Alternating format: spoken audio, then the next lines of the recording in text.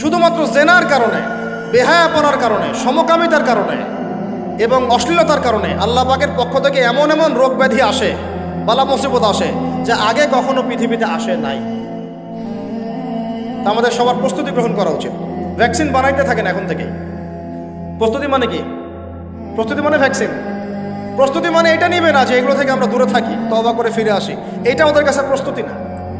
প্রস্তুতি মানে গজব আসুক, দেখা যাবে, ভ্যাকসিন নিব, তখন দেখা যাবে সমুদ্রের ঢেউ আসুক, আশ্রয় কেন্দ্র বানাবো, ওখানে গিয়ে থাকবো, দেখা যাবে সুনামি আসলে দেখা যাবে যে যে এলাকা উঁচু ওই এলাকায় সব মানুষকে গিয়ে রাখবো। আমাদের প্রস্তুতি এইটা না যে আমরা আল্লাহর হারাম থেকে ফিরে আসি, তওবা করি, আল্লাহ বরকত দিবে, রহমত দিবে, মাফ করে দিবে, এটা প্রস্তুতি না আমাদের।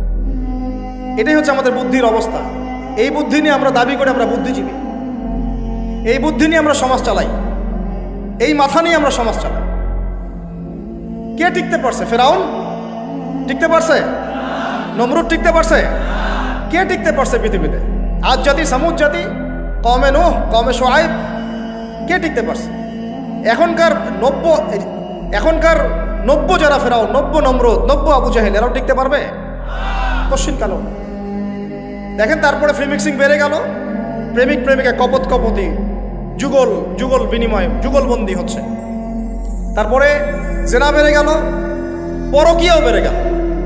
জেনাও বেড়ে গেল, পরকীয়াও বেড়ে গেল। অথচ কোরআন বলছে জেনা করলে কোরআনের শাস্তি হচ্ছে 100 বেত্রাঘাত দিতে হবে। কতটা? আর ওইটা আপনি দিবস পালন করতেছেন এখন। আল্লাহ বলছেন এটা করলে 100 বেত্রাঘাত, আর 1 বছরের জন্যে ওই এলাকা থেকে নির্বাসন। এটা কোরআন বলছে, সূরা নূরের আয়াত 2 নম্বর 3 নম্বর আয়াত। এটা বলছে কোরআন, কথা বলছে এটা। আর সমাজ বলতেছে আসো কাছে আসার গল্প, আরো জেনা করো। আল্লাহ বলছেন কাছেও যেও না, আমি বলছি এটাই কাছে আসার গল্প। এরপরে বাড়লো পরকীয়া, এর সাথে আরো বিভিন্ন সিরিয়াল, হিন্দি সিরিয়াল, এইটা স্টার জলসা, জি বাংলা দেখে দেখে আমাদের একদম মাথাটা খারাপ হয়ে গেল। বাসায় বউ, বাইরে আরো 3টা-4টা, বাসায় স্বামী, বাইরে 3টা-4টা। এই সমস্যাটা রেয়ার না, অনেক বেশি বেশি ঘরে ঘরে ঢুকছে এটা। এর সাথে বাড়ছে সমকামিতা। এখন ছেলে ছেলের সাথে জেনা করতেছে, এখন ছেলেও ভ্যালেন্টাইন্স পালন করবে কালকে। নাউজুবিল্লাহ, নাউজুবিল্লাহ। এটা কওমে লূত। এটা কোন কওম? কওমে লূত। আল্লাহ পাক ওই কওমকে এরকম করে মাটি থেকে উপরে উঠিয়ে পাথর নিক্ষেপ করে সবগুলোকে থেতলা করে মাটিতে দাফন করে দিয়েছিলেন। এখনো আপনি গুগল সার্চ করে দেখেন, জর্ডানের ডেড সি, মৃত সাগর, ওই জায়গাটা ছিল, কওমে সাদুম ওখানে থাকতো। নিদর্শন সামনে পড়ে আছে।